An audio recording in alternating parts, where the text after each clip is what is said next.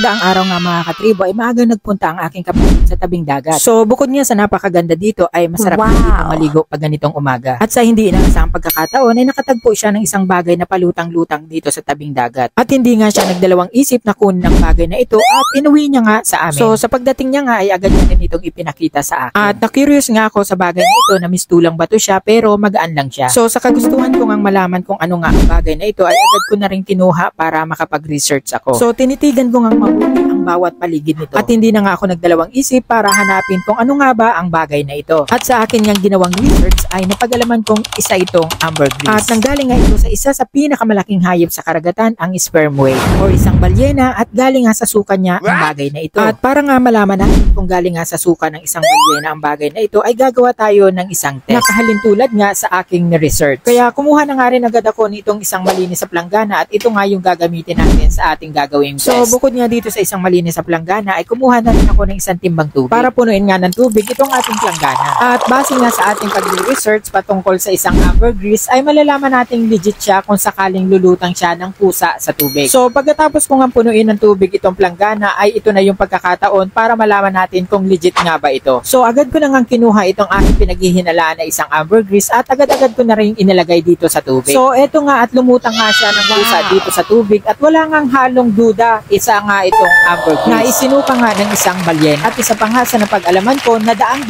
ang halaga ng bawat ganito. Dahil isa nga ito sa mahalagang sangkap ng mga imported at mamahaling pabango. So ang nakakalungkot lamang sa kabila ng napakataas na dolyar ng value nito ay isa pala ang Pilipinas sa napakaraming bansa na nagbabawal na ibenta ito. At maaring makulong ang mahuling magbebenta nga nito. So dahil dyan para maiwasan nga natin ang mga ganong problema ay gagawin na lang natin itong isang collection. Or maaari ding isurrender sa ating mga local government or i-donate sa ating mga museum. So dahil dyan para manatili kayong updated sa ating mga susunod na video, huwag nyo na rin akong kalimutang i-follow at mag-subscribe sa aking YT channel. At hanggang sa muli, maraming salamat mga katribo and thank you for watching.